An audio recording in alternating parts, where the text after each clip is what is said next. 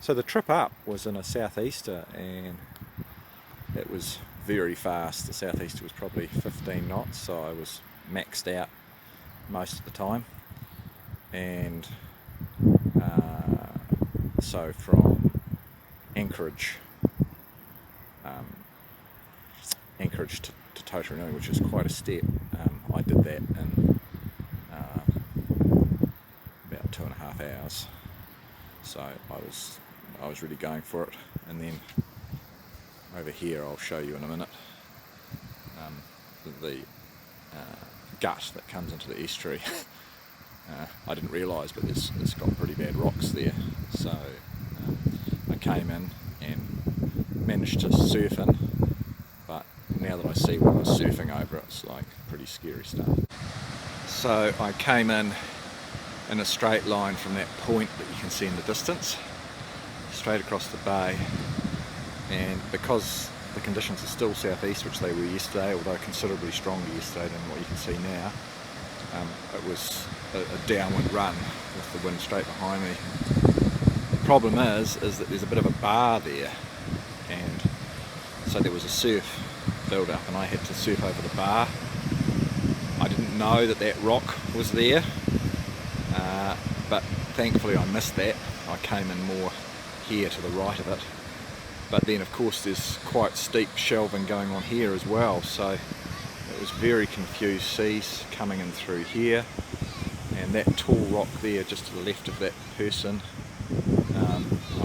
a big surfing wave which put me sideways, and I very nearly pranged into that before managing to right the boat. Thankfully that deep paradox rudder has a lot of grip down low, so it was able to turn me back, and then as soon as I got through there and got into this part here, there was no problem at all. It was just easy as anything, and just came around the corner. So I'm on the Awaroa side of Tautaranui, and you can't see me, but I'm in that estuary at the far end, northern end of this bay.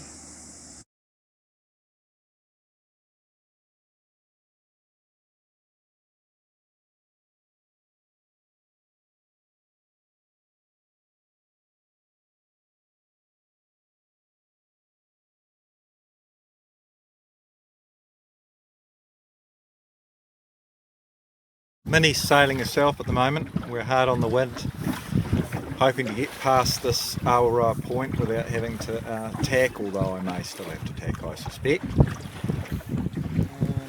We're probably in about a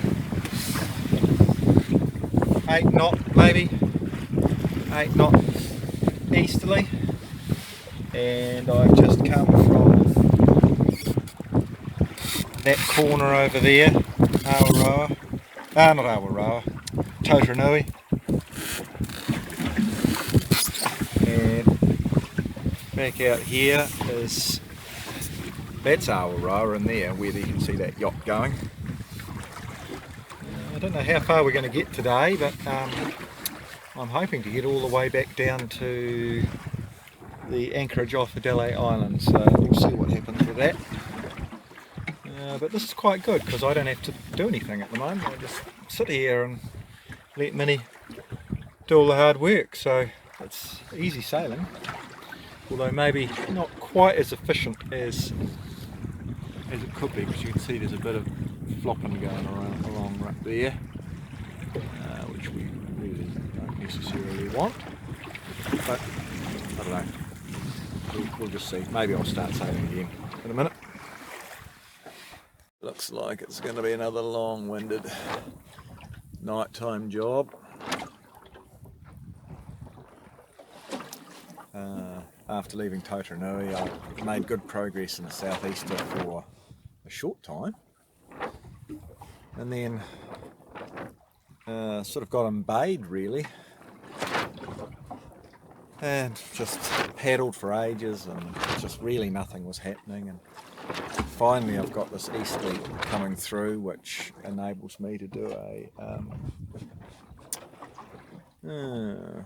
sort of a beam reach, I suppose.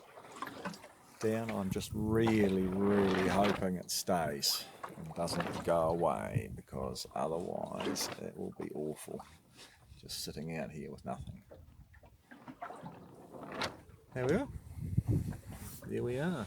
That's the Abel Tasman National Park all through there. I'm in the anchorage at Adelaide Island. It's 12:30 at night, and I left at 3 o'clock in the afternoon from Taranui, so that's a pretty poor effort.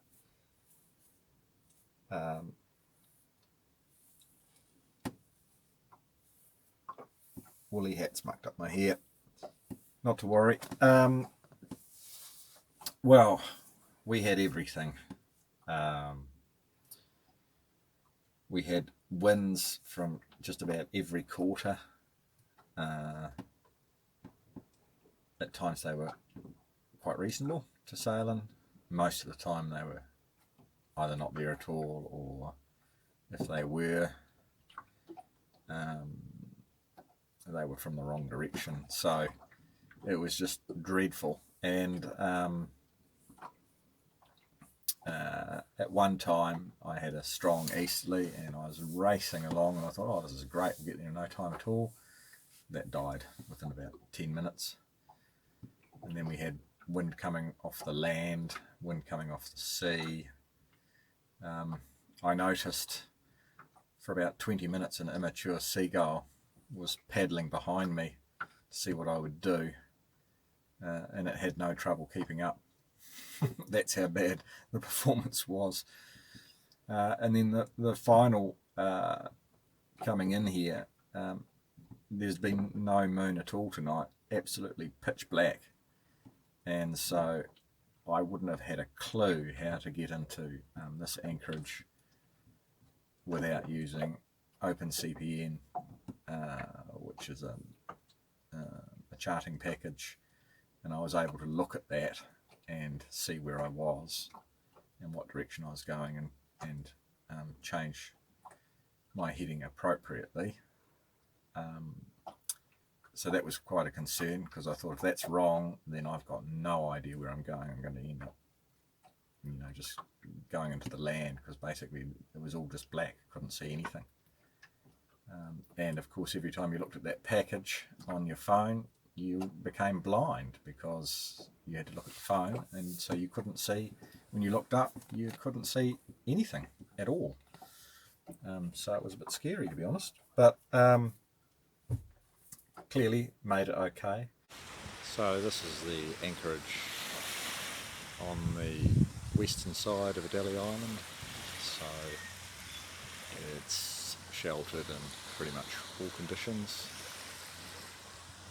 And this is where I came last night.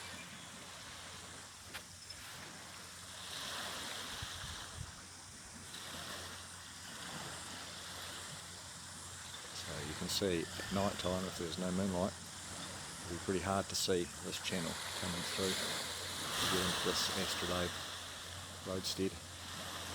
But once you're in here, it's really nice.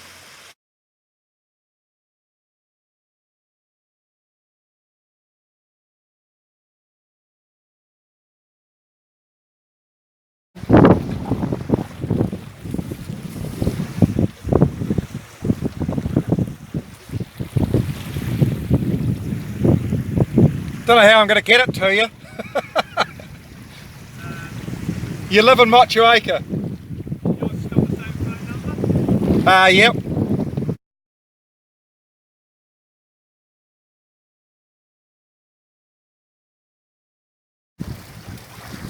I don't want to raise the full rig, because I'd leave you for dead.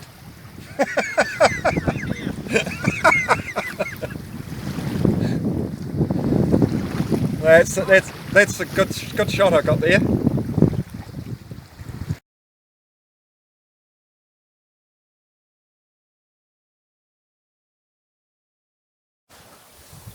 Well, I'm just coming across Sandy Bay to come into the Marahau estuary over there, and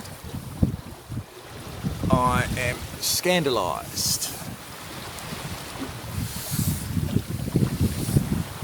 Probably wouldn't need to be, but I don't want to be coming to the estuary racing at 100 miles an hour because